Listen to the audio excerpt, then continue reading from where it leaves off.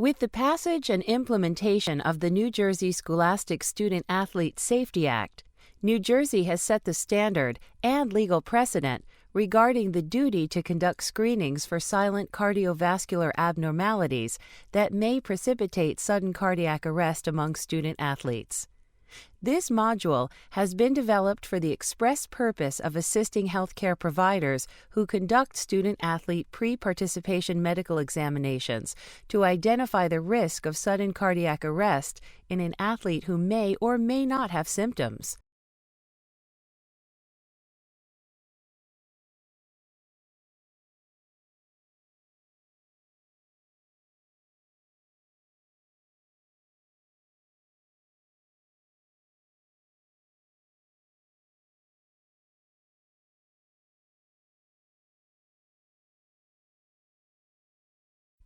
The Scholastic Student-Athlete Safety Act, NJSA 18A 40-41D, mandates that this module must be completed by all physicians, advanced practice nurses, and physician assistants who perform student-athlete pre-participation physical examinations and screenings, and this module must also be completed by all school physicians. In addition, upon completion of the PD module, the physician, APN or PA, will be able to download and print a certificate of completion. The physician, APN or PA, should retain the certificate of completion for his or her files and is not required to submit a copy of his or her certificate of completion to any public school district or non-public school. Following a short pause on the final slide, the viewer will be directed to add their name and NPI number as indicated. After completing the program, healthcare providers should be able to describe the etiology and clinical presentation of sudden cardiac arrest in student athletes, recognize normal structural changes of the athletic heart, describe the major etiologies of sudden unexplained cardiac death, recognize the critical nature of reviewing the student and family cardiovascular history, describe the steps of performing the cardiovascular physical examination, and recognize when to refer a student to a cardiologist for further assessment. Exercise-related sudden cardiac death is defined as an unexpected and witnessed sudden cardiac arrest occurring within 1 hour from an exercise bout in an apparently healthy person. It is due in most cases to the sudden onset of ventricular tachycardia or ventricular fibrillation, which is not compatible with the adequate pumping function of the heart and leads to sudden collapse and loss of consciousness, ultimately resulting in death unless normal heart rhythm is restored using an automated external defibrillator, which is usually referred to as AED. The following website offers a compelling demonstration for enhancing the knowledge of healthcare providers who conduct student-athlete pre-participation physical examinations.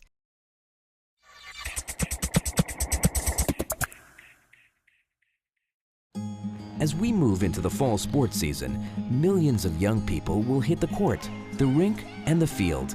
There are great health and social benefits to participating in organized sports.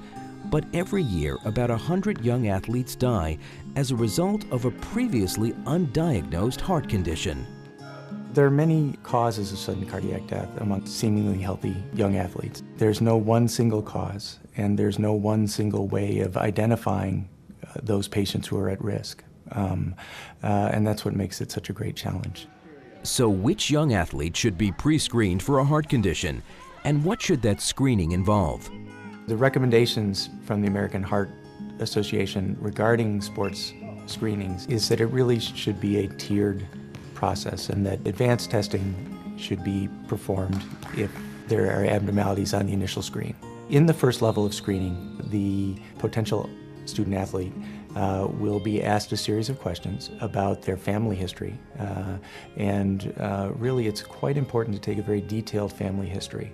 Many of the causes of sudden death that occur in young athletes are inherited from one generation to the next. The second phase of the initial screening process is a personal history. Have they ever had chest pain? Have they ever had any symptoms with exercise? Are there any concerning things regarding a history of a heart murmur? Any other things in their history that would raise a concern for a possible heart problem? And then the third phase is the physical examination itself, which includes a blood pressure measurement and listening to the heart sounds to listen for a heart murmur.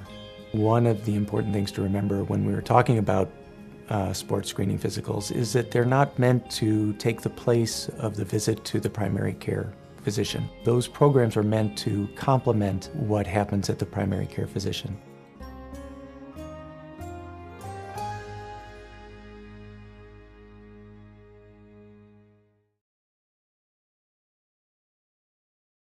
Sudden cardiac death in young athletes is very rare. About 100 such deaths are reported in the USA each year.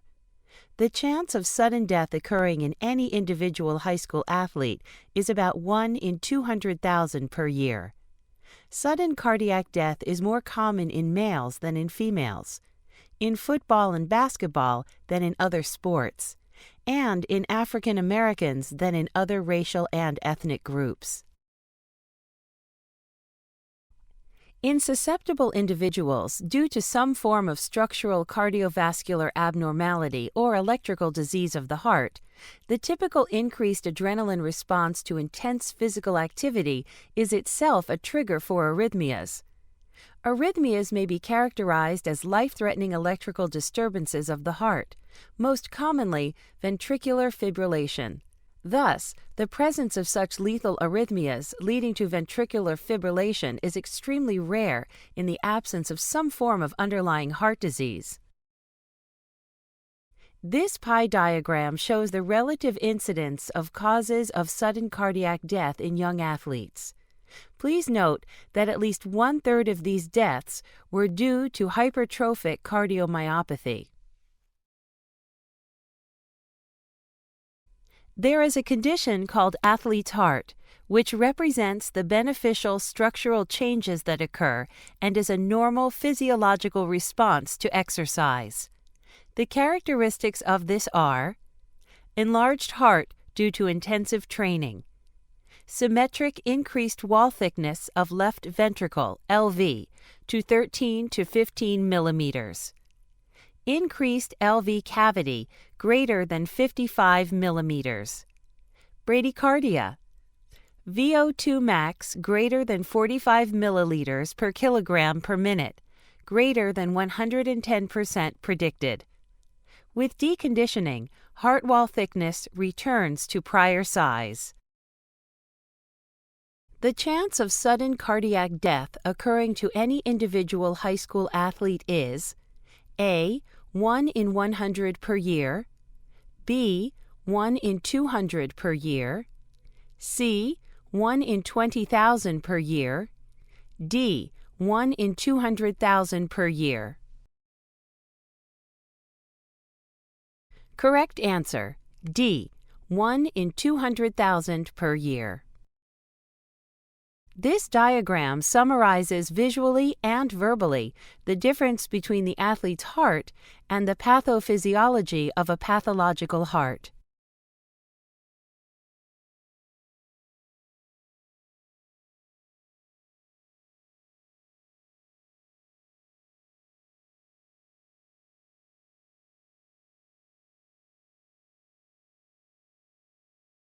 In the USA, HCM, formerly known as idiopathic hypertrophic subaortic stenosis, IHSS, is the most common cause of sudden death in student athletes, over 30% of patients. In HCM, there is abnormal hypertrophy, thickening of the walls of the heart.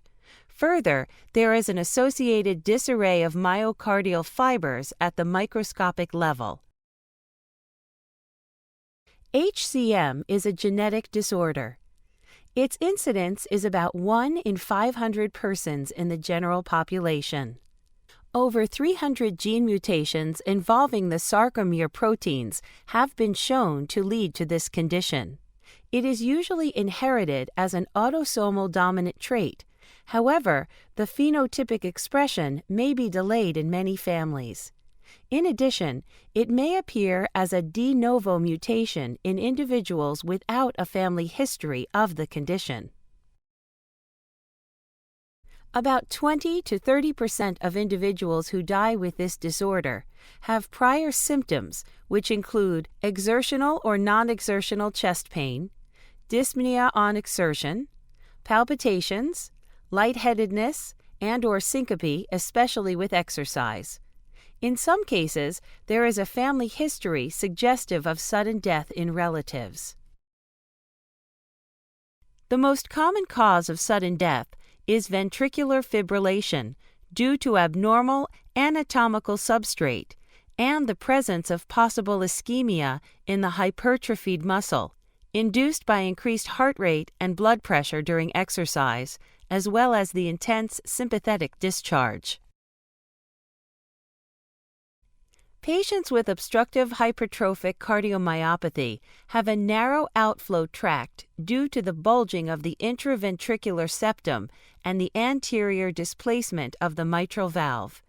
This may be associated with a systolic murmur at rest, but the obstruction and the murmur is increased when the heart becomes smaller, as with decreased preload, such as standing, performing a Valsalva maneuver, and adrenergic stimulation.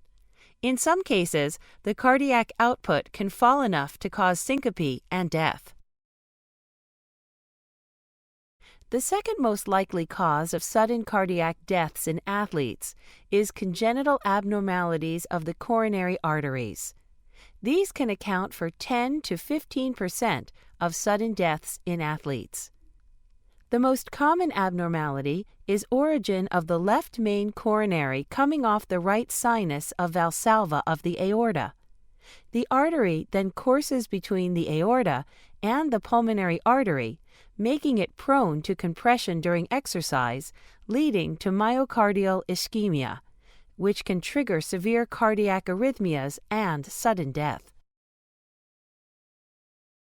In susceptible individuals, due to some form of structural cardiovascular abnormality or electrical disease of the heart, the typical increased adrenaline response to intense physical activity is itself a trigger for arrhythmias. A. True. B. False. Correct answer: true. These are other diseases with lower frequency. Myocarditis, caused by an acute inflammation of the heart, usually due to a virus in this age group. The most common virus is Coxsackie B. Dilated cardiomyopathy, an enlargement of the heart, often for unknown reasons, characterized by myocardial scarring. Electrophysiological abnormalities and Marfan syndrome will be described in more detail in subsequent slides. The following are electrophysiological abnormalities. Long QT syndrome, an abnormal prolongation of the QT interval on the electrocardiogram, ECG. Commonly will have a genetic basis. Occurs in about 1 in 10,000 individuals. WPW syndrome, an accessory conduction pathway in the myocardium which usually leads to benign tachycardic arrhythmias, although it can lead in rare cases to ventricular fibrillation.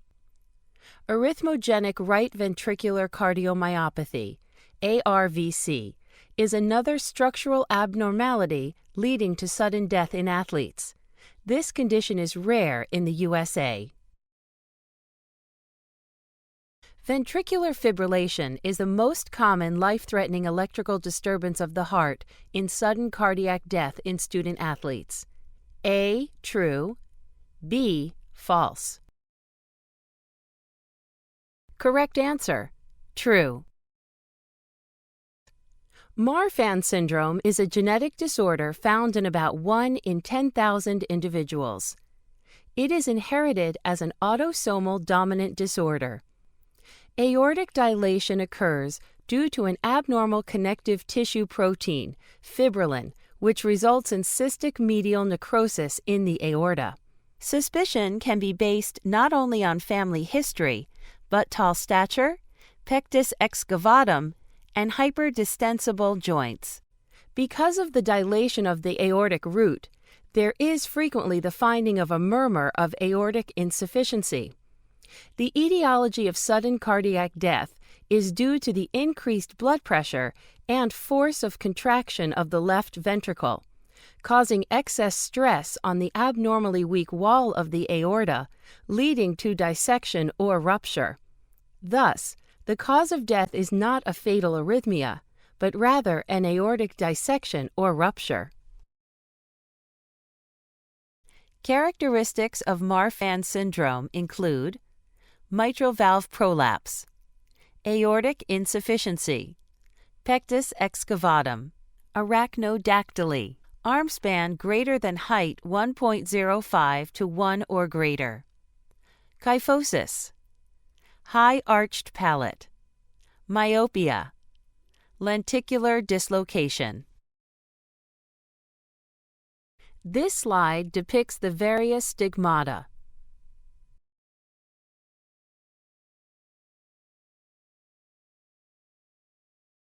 Here are more visuals of stigmata.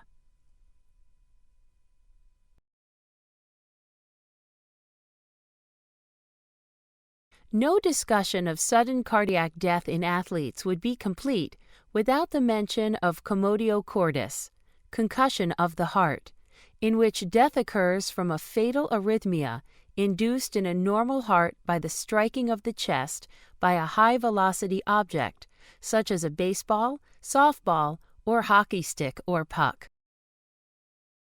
This figure depicts the location and the timing within the cardiac cycle in order to produce Commotio cordis.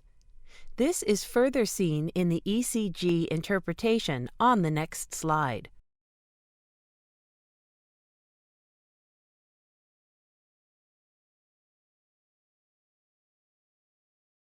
Can sudden cardiac death be prevented just through proper screening?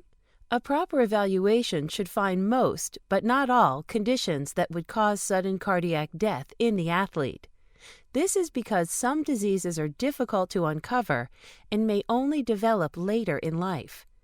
Conditions may develop following a normal screening evaluation, such as an infection of the heart muscle from a virus. Screening evaluations and a review of the family health history need to be performed on a yearly basis by the athlete's primary health care provider.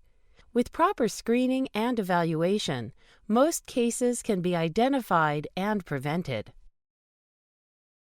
Causes of sudden death in young athletes include A. Coronary artery anomalies, B. Hypertrophic cardiomyopathy, C. Aortic rupture, D. A and B, E.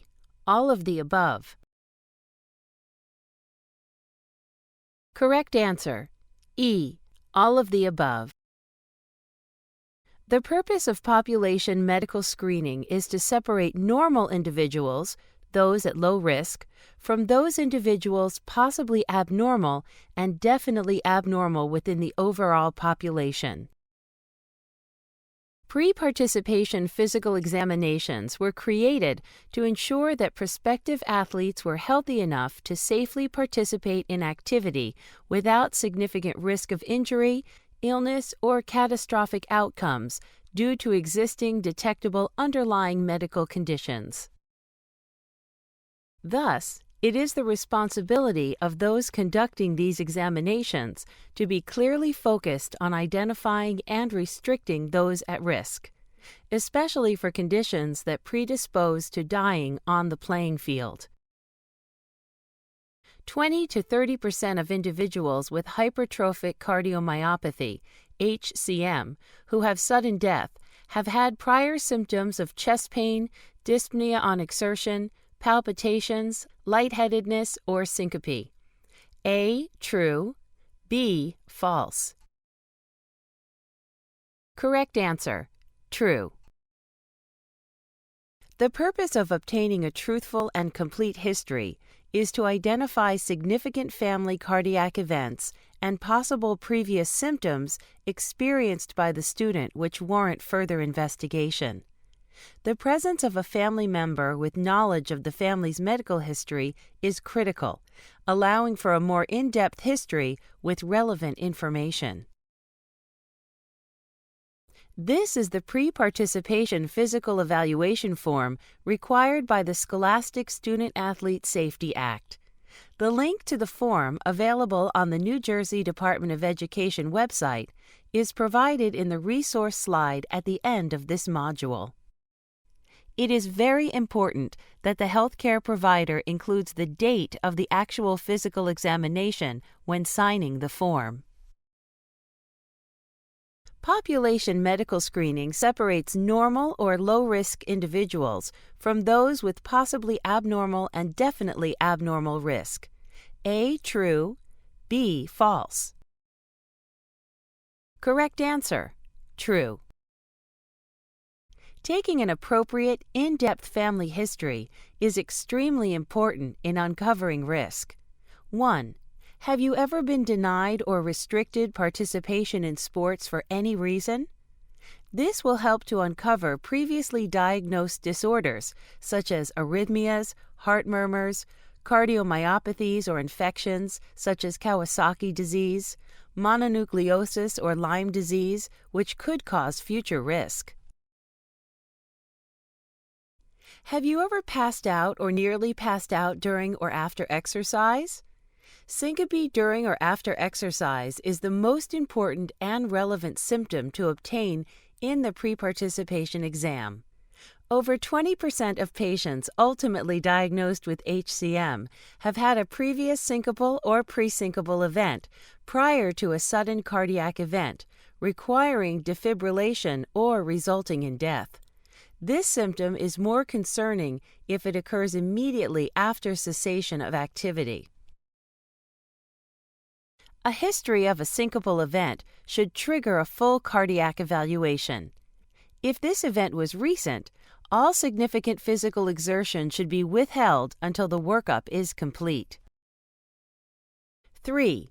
Have you ever had discomfort, pain, tightness, or pressure in your chest with exercise? Angina-type symptoms can be associated with HCM, infectious cardiomyopathy, or anomalous coronary arteries, and warrants a workup. 4. Does your heart ever race or skip beats, irregular beats, during exercise? 5. Has a healthcare provider ever told you that you have any heart problems, such as high blood pressure, high cholesterol, Kawasaki disease, a heart murmur, or heart infection? 6. Has a healthcare provider ever ordered a test for your heart, such as an electrocardiogram, ECG, or echocardiogram? Prior results should be obtained if they were previously done for both screening or for diagnosis of prior symptoms. There are many ECG findings which are abnormal in older individuals that are associated with athlete's heart syndrome, such as first-degree AV blocks or left ventricular hypertrophy. 7.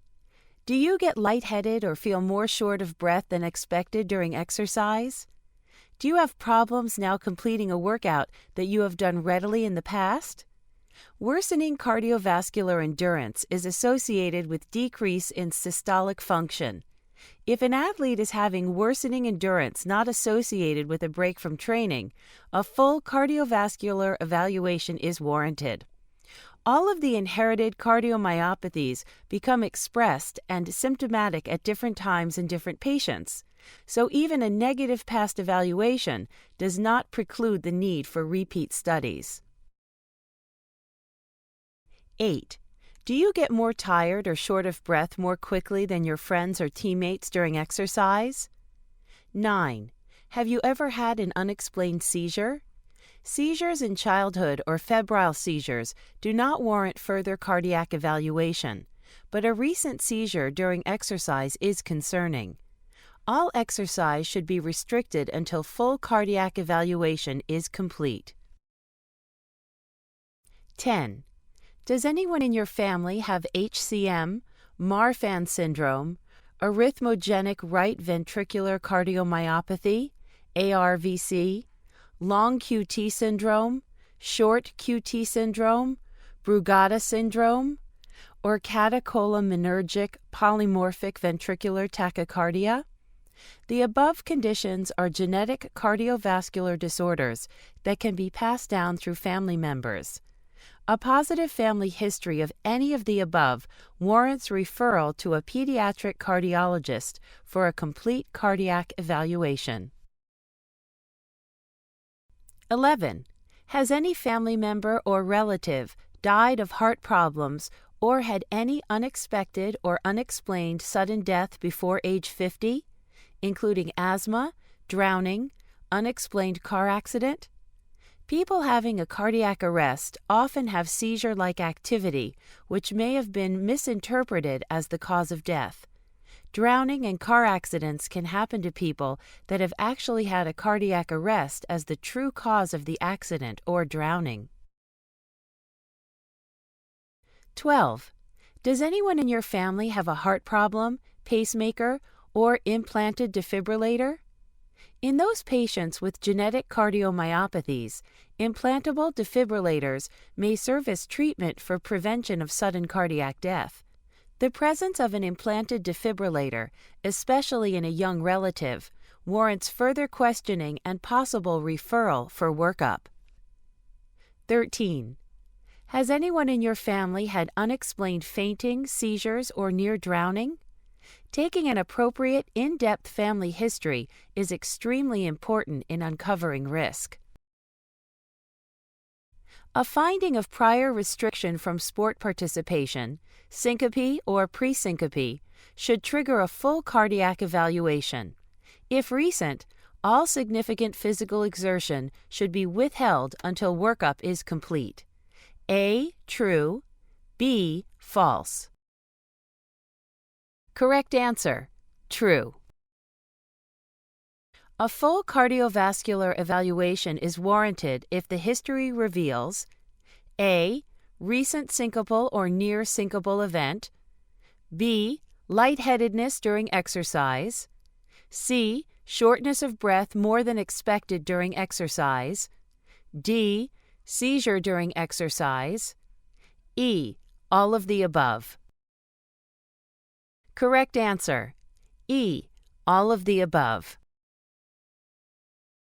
A family history of HCM, Marfan syndrome, arrhythmogenic right ventricular cardiomyopathy, long or short QT syndrome, Brugada syndrome, or catecholamine polymorphic ventricular tachycardia warrants a complete cardiac evaluation. A. True. B. False. Correct answer: true. The focused cardiovascular physical examination.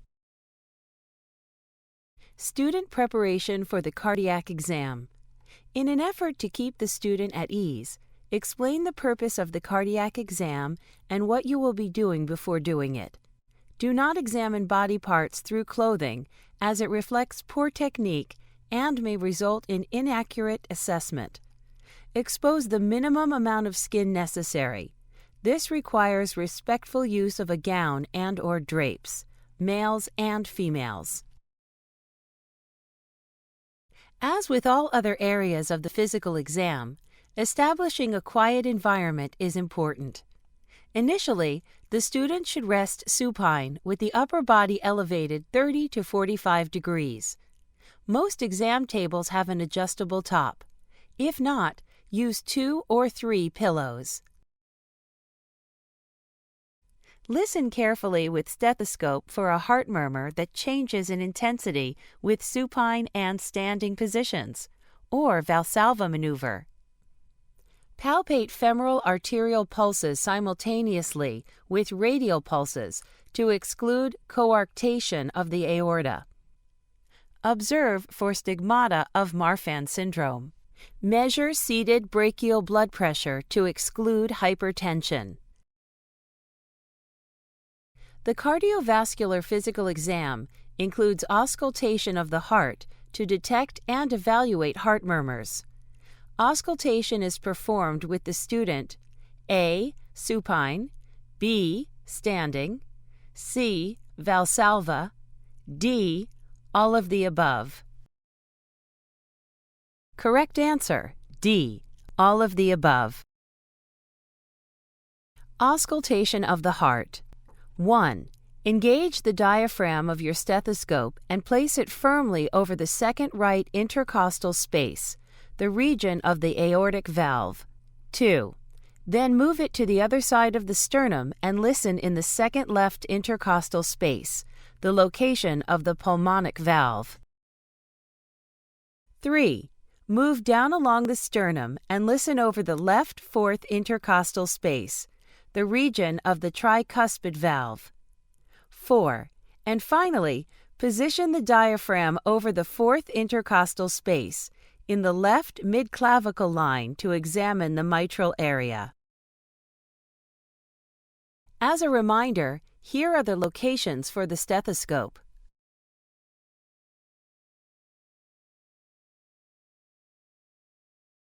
In each area, listen specifically for the valve closure sounds known as S1 and S2.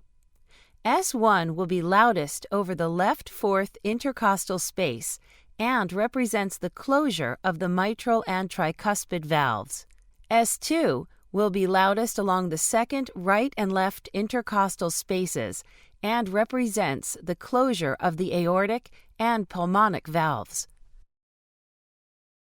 Note that the time between S1 and S2 is shorter than that between S2 and S1.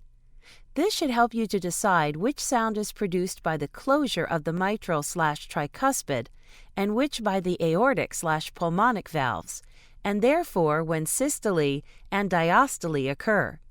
Compare the relative intensities of S1 and S2 in these different areas. Murmurs.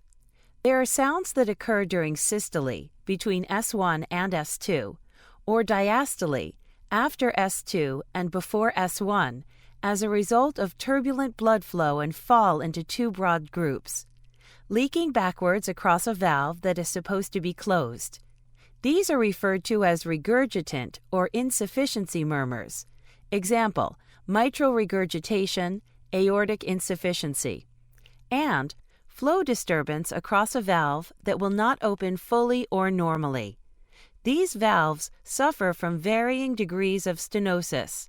Example, aortic stenosis. The following website includes audio examples of various murmurs.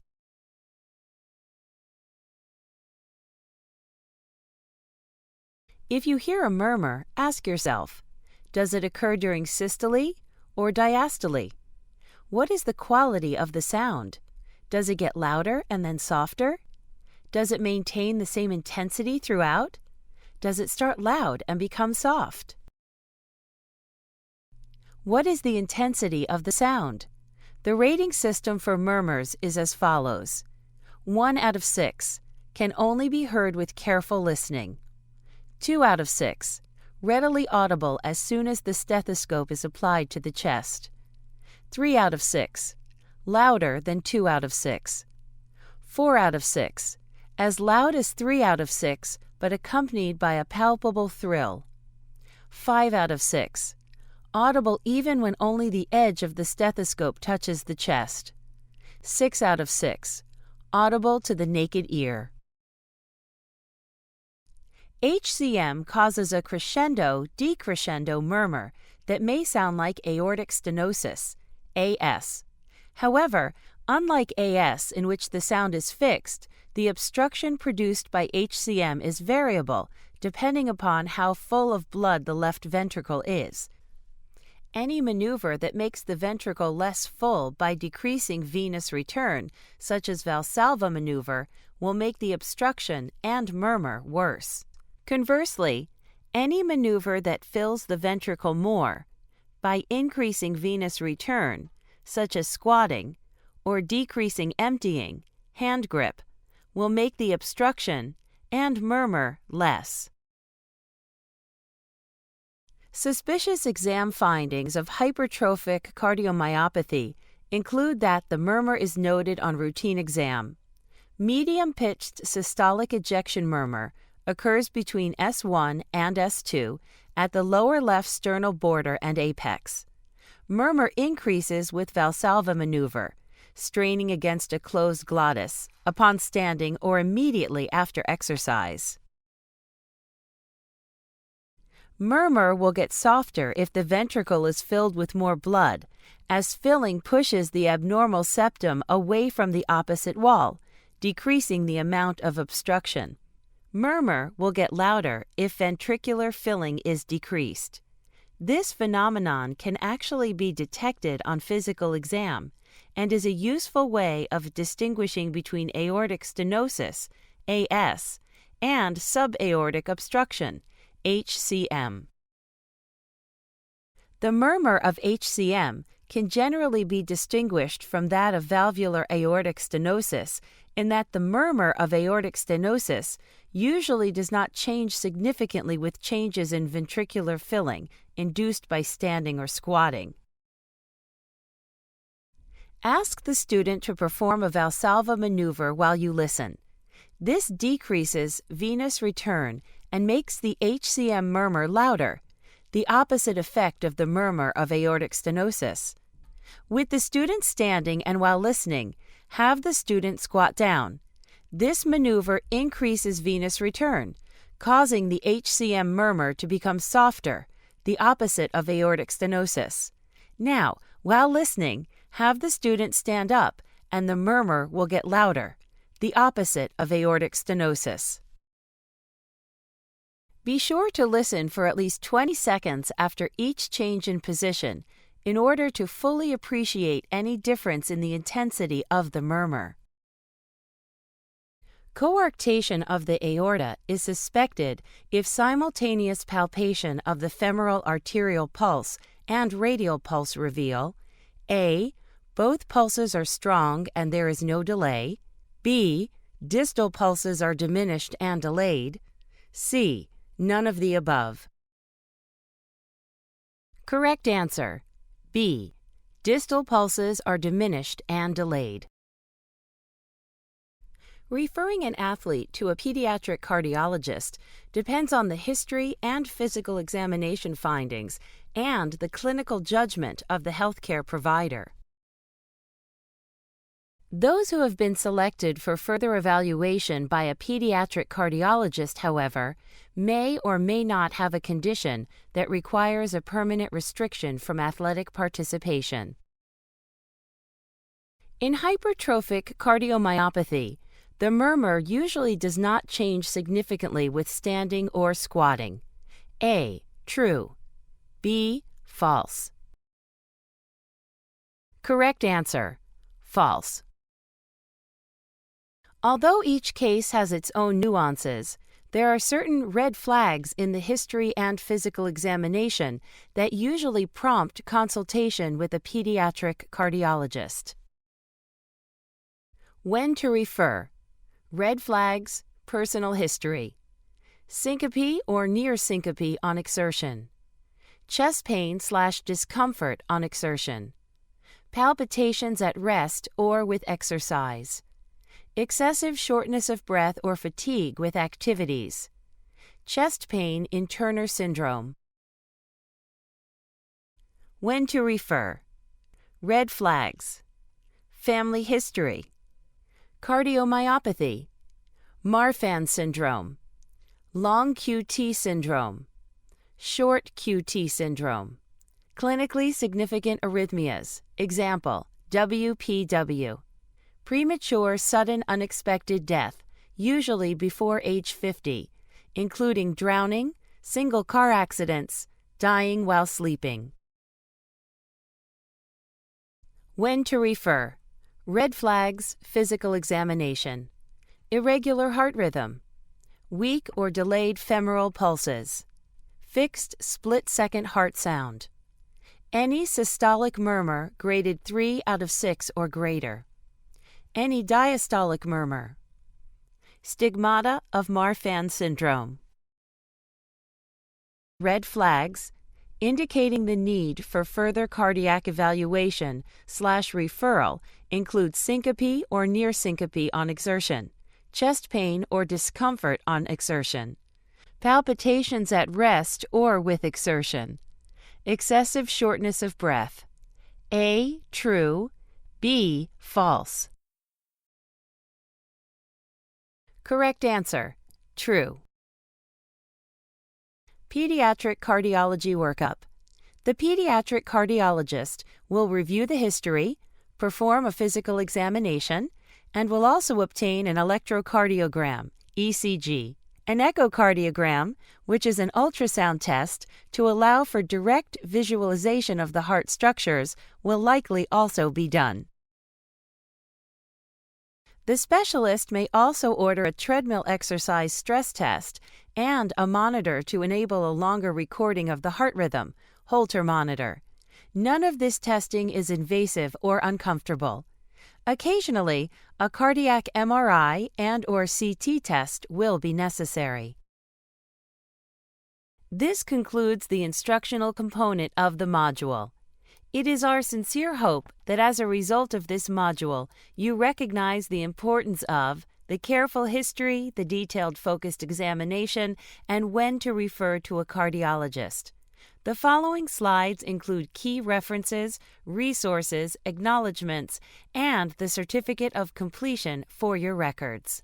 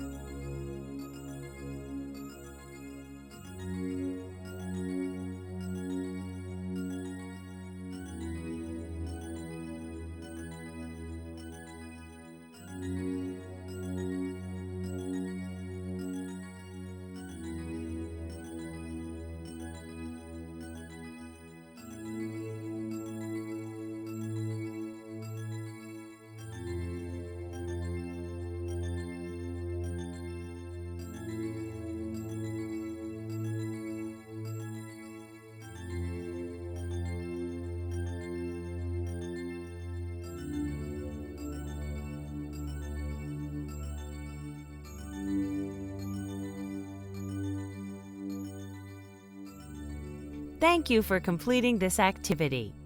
Please pause here. You will be directed momentarily to add your name and NPI number prior to obtaining your certificate of completion. The date of completion will automatically be generated. Please retain the certificate for your records.